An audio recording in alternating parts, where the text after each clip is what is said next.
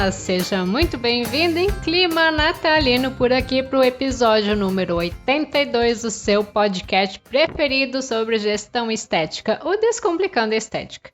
E hoje eu estou sozinha por aqui porque eu elaborei um texto meio denso. Vamos lá, que hoje temos bastante fisiologia pela frente, né? Então chegamos ao final de 2020, mais uma semaninha ali pela frente, né? Esse ano que nos trouxe muitos aprendizados, só que eu não vou ficar aqui divagando e nem fazendo uma retrospectiva. Eu quero abordar mesmo um assunto que para muitos é algo extremamente novo. Então hoje eu quero falar sobre corneoterapia. Esse foi um assunto que eu comecei a estudar nesse ano, aproveitando a oferta de cursos online e até porque a ministrante é uma pessoa de total confiança e conhecimento. A doutora Fernanda Chalvan, da Element Dermocosméticos, ela que fala com propriedade desse assunto. E uma frase que a doutora Fernanda falou e ficou gravada na minha cabeça é que a pele é a nossa bancada viva de trabalho, portanto precisamos conhecê-la bem, e isso faz total sentido do porquê a fisiologia é fundamental dentro da estética, por mais que muitos não gostem dela. Por que a pele do paciente está mais oleosa, ela está mais seca? Por que ela está descamativa, irritativa? O que aconteceu com o nosso cliente nos últimos dias? Enfim, são informações que nós precisamos levar em conta antes de orientar um produto ou mesmo de estar aplicando um peeling em consultório. Nossa pele, ela é uma bancada viva que ela responde a tudo que é depositado sobre ela e a todo o meio ambiente interno e externo. Nela nós vamos interagir, vamos interferir e até modificar o seu equilíbrio, o seu ecossistema. Por isso, entender esse equilíbrio da pele, respeitar o funcionamento, é fundamental para que nós possamos gerar saúde cutânea, bem-estar ao nosso cliente e a melhora da autoestima, levando a beleza autêntica de cada um. Em meio a tantas imitações e querendo parecer igual a um, igual ao outro, hoje eu venho no final do ano falar sobre autenticidade. Mas então, Cris, o que é a corneoterapia? É um termo que foi definido pelo Dr. Albert Kligman sobre um conceito de cuidados com a pele baseado no reparo do extrato córneo, que tem como principal objetivo melhorar a função de barreira da pele. As substâncias aplicadas de forma tópica influenciam a bioquímica na camada córnea da pele e os processos subsequentes nas camadas mais profundas, que consequentemente vão ter efeitos na constituição da camada córnea, criando um efeito cíclico que começa na superfície da pele, vai até as camadas mais profundas e o resultado vai ser novamente perceptível nas camadas mais superficiais. Uma barreira de pele saudável e funcional vai fornecer a proteção geral contra a desidratação e a penetração de micro-organismos, de substâncias alergênicas, agentes irritantes e radiação. Essas são, na verdade, as funções da nossa pele. E os efeitos ao longo prazo do tratamento corneoterapêutico com os produtos adequados para o cuidado da pele resultam numa barreira cutânea saudável e sem efeitos colaterais. Mas vamos entender melhor como que isso é na nossa pele mesmo. Os corneócitos são as células que formam o extrato córneo, né, a camada mais superficial ali da nossa pele, e são responsáveis por uma barreira insolúvel chamada envelope cornificado. Esse envelope celular cornificado, ele é uma estrutura crítica para a função de barreira da pele, formada pela reticulação covalente das proteínas componentes, como é o caso da involucrina e a loricrina. Essa camada, o extrato córneo, ajuda a impedir a penetração de micro-organismos, agentes alergênicos irritantes, além de diminuir a desidratação dos tecidos subjacentes e fornece também uma proteção mecânica contra a abrasão de algumas substâncias que podem estar em contato com a nossa pele. O conceito da corneoterapia é que quaisquer problemas aparentes na superfície da pele, como é o caso do vermelhidão ou uma inflamação, são causados por uma resposta imune produzida por camadas mais profundas da pele. E essa resposta imune, no entanto, ela é estimulada a agir por um problema inicial na superfície, principalmente uma ruptura da camada protetora do extrato córneo. Por esse raciocínio, a gente pode interromper uma resposta imune retornando a camada externa da pele a um estado de homeostase, um estado de equilíbrio. Uma vez que a epiderme está em equilíbrio, o risco de infecção volta ao normal e a perda excessiva de água ela pode ser evitada. Por isso que a técnica é referida como um tratamento de fora para dentro. Um exemplo. Quando você quer tratar sintomas como desidratação, tu pode optar por produtos oclusivos, né? Existem várias máscaras oclusivas no mercado, tentando reter aquela perda excessiva de água.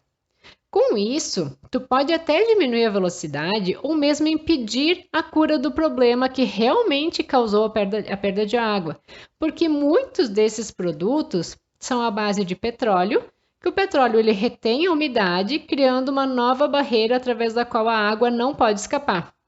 Mas, no entanto, isso também impede a respiração celular e vai retardar o reparo da epiderme externa, que é realmente a raiz do problema. Então, a gente tem que cuidar os ativos que a gente escolhe também.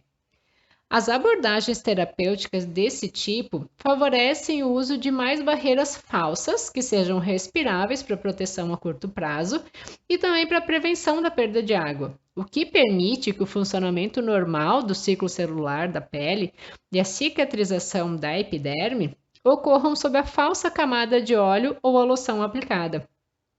Então, esse novo entendimento do cuidado com a pele foi proposto e desenvolvido pelo professor Kligman nos anos 90. Ele notou que os cremes que usamos para ajudar a infiltrar agentes de cuidados com a pele mais ativos, além da barreira, eram eficazes no tratamento da camada externa da pele e que a cura dessa camada externa eliminava a necessidade de tratar as camadas subjacentes com agentes farmacêuticos. Então, olha só que legal, só com o equilíbrio ali da nossa epiderme, do nosso extrato córneo, tu já não necessitava de compostos de uso interno, por exemplo. Até a segunda metade do século XX, o extrato córneo ele era visto como uma barreira impermeável ao meio ambiente, mas que ele não tinha função biológica nenhuma. Foi quando o Dr. Albert Kligman conduziu uma série de experimentos mostrando que o extrato córneo é um tecido celular biologicamente ativo. E também é quando a compreensão das terapias tópicas mudou. E Kligman chamou essas terapias de corneoterapia. Eis que nós temos o estudo biológico da nossa pele, nomeado então de corneobiologia. Dr. Peter Elias definiu 10 funções fundamentais do extrato córneo e depois foram adicionadas mais 6 funções pelo Dr. Kligman, totalizando então 16 funções. Quais que são elas? Permeabilidade, pensando em hidratação, proporções lipídicas essenciais e o pH do manto ácido. Antimicrobiano, isso também se refere ao pH da barreira ácida do manto e da permeabilidade da nossa pele. Antioxidante, a produção de vitamina D é um exemplo. Coesão, quer dizer então integridade, a nossa pele já faz um processo automático de descamação, então a gente pode até promover mais descamação, mas de forma controlada. Mecânico, os envelopes dos corneócitos e os filamentos de queratina são relacionados então com essa função mecânica da pele. Químico, que está focado na exclusão de antígenos. A nossa pele também tem função psicossensorial, função de hidratação, que quer dizer então a barreira da permeabilidade, a capacidade da pele de reter a água, que então isso vai ser o foco, reter a água para manter a hidratação, mas tudo de forma saudável. Outra função é de proteção contra a radiação, iniciação da inflamação através da ativação de citocinas na nossa pele, biosensor das condições meteorológicas, então isso está relacionado com a umidade, né? A gente percebe quando está mais frio, quando está mais calor, quando está para chover, em função dos sensores da umidade na nossa pele. Regulador da imunidade inata e adaptativa, É local de armazenamento de medicamentos tópicos, de cosméticos e cosmecêuticos. Então, a gente tem que ter cuidado com ingredientes sensíveis da pele, como é o caso do ácido lático, por exemplo, né? Porque isso pode ser armazenado e a lavagem não remove esse tipo de ácido. Proteção contra agentes cancerígenos e também proteção contra o fotoenvelhecimento. É um órgão de comunicação social. E, por fim, a 16ª, geração de fator hidratante natural. E já que eu comentei há pouco sobre a corneobiologia, deixa eu explicar um pouco melhor do que se trata. Ela se refere a uma ampla gama de estudos experimentais focados na anatomia, na fisiologia e a biologia do extrato córneo, centrados particularmente na camada córnea humana, que apresenta características diferentes de outros mamíferos. A corneobiologia tem um alcance muito amplo. Abrange estudos que tratam da imunologia, endocrinologia, neurobiologia e psicologia, compreendendo uma rede de interações complexas que tem conexões com o sistema nervoso central. Nós sabemos que praticamente tudo reflete na nossa pele, sejam questões hormonais, alimentares ou mesmo emocionais. E esse estudo atraiu a atenção de uma confederação de cientistas de disciplinas muito diferentes, incluindo biólogos moleculares, anatomistas, fisiologistas, farmacologistas, geneticistas, psicólogos, enfim, uma infinidade de profissionais. E, no entanto, só na segunda metade do século XX é que o extrato córneo ele começou a ser visto como muito mais do que uma membrana passiva, inerte e até morta. Todo mundo fala que o extrato córneo são células mortas, e não é bem assim. A gente fala assim, ai, nossa, vamos fazer uma limpeza de pele, na limpeza de pele vai ter a remoção de células mortas. Mas pelos princípios da corneoterapia, esse tecido ele é vivo e ele também é responsivo. E uma infinidade de estudos nas últimas décadas mostrou que a camada córnea é um tecido dinâmico muito complexo, cuja formação envolve muitas funções enzimáticas metabólicas altamente orquestradas. É tudo organizado na nossa pele. E sabe-se agora com certeza que a camada córnea possui diversas e numerosas funções indispensáveis para a manutenção do equilíbrio da nossa pele. Lá em 1998, Tagami, no Japão, que é um pesquisador, percebeu que o extrato córneo ele era um rico reservatório de citocinas, incluindo interleucina 8, 6 e 10, fator de necrose tumoral alfa e outras substâncias que permitem um tecido inflamatório explosivo, assim ele relatou, né, pela produção das citocinas. Assim, então, se descobriu que o corneócito, mesmo sendo uma célula sem núcleo, é uma célula metabolicamente viva e também é ativa. E de posse desse conhecimento, a gente pode dizer que a corneoterapia é a base para uma nova onda de tratamentos. Olha só, já estou puxando tendências ali para o nosso 2021. Então, a corneoterapia é a base para uma nova onda de tratamentos tópicos aprimorados, referindo-se a intervenções terapêuticas, geralmente tópicas, né? Vai ter uso tópico, destinado a reparar barreiras do extrato córneo que são prejudicadas em uma ampla variedade de distúrbios dermatológicos não relacionados. A corneoterapia, ela se aplica com mais frequência no tratamento de distúrbios inflamatórios crônicos comuns, como é o caso da dermatite atópica e da psoríase. Mas também ela se aplica a um amplo espectro de doenças de pele de origem muito diferentes, como é o caso das doenças ocupacionais, dermatites de contato irritativas e alérgicas, algumas doenças ictiosas congênitas, queloides e cicatrizes hipertróficas, recém-nascidos gravemente prematuros, face fotoenvelhecida por causa da radiação solar excessiva. Agora, nessa época, verão, tá todo mundo torrando no sol, né? E muitas outras disfunções que são classicamente manifestadas por superfícies cutâneas secas, xeróticas, descamativas e muitas vezes até com pruridos. E além da abordagem cosmecêutica da corneoterapia, a gente tem também o uso dos peelings químicos seguindo os preceitos dela, onde o objetivo é incentivar o processo natural da descamação da pele. Então você já deve saber, né, que a pele possui o seu próprio processo de esfoliação natural, como até eu já comentei anteriormente, né, chamado de descamação, e que ele ocorre na camada do extrato córneo ali da epiderme, de forma mais superficial. É a nossa camada mais externa. Novas células dos queratinócitos se formam a partir das células tronco basais.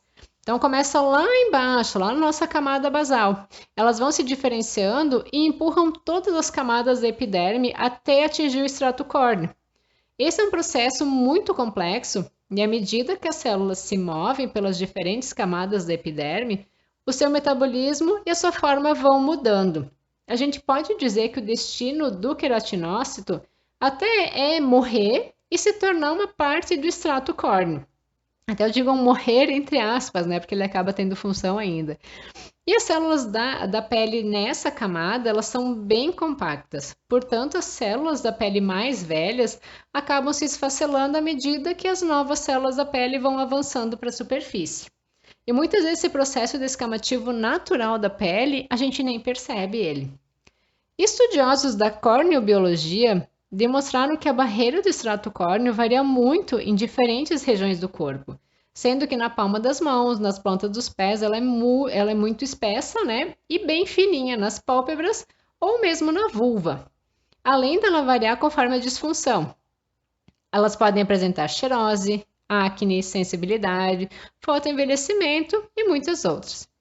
Portanto, é importante escolher o melhor ativo ou a combinação de ativos, concentração, o veículo e fazer um plano de tratamento dentro do conceito da cornoterapia, respeitando todas as características da pele, dessa bancada viva que está ali na nossa frente.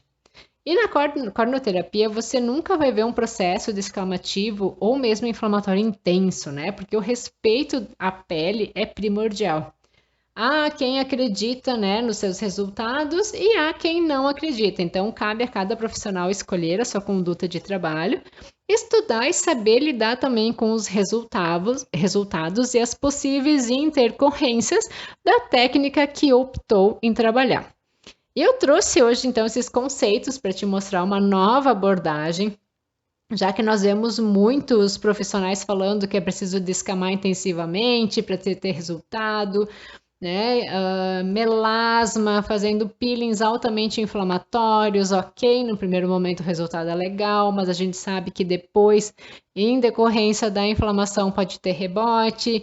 A gente sabe, continuando a falar do melasma, né, que a gente não deve cutucar, agredir demais ele. Enfim, né, hoje de posse desse conhecimento, eu, Cristiane, vejo que nós podemos chegar a ótimos resultados primando pela homeostase, pelo equilíbrio do nosso maior órgão, que é a nossa pele. Em meu nome, em nome do Gabriel, eu quero aproveitar e te desejar um Feliz Natal. Gabriel vai estar aqui na edição desse episódio. Nos vemos na próxima semana com mais um assunto. Vamos ver o que será que vem por ali. Feliz Natal! Até mais. Lembrando que a música de abertura é Feeling Good da purpleplanet.com e até mais.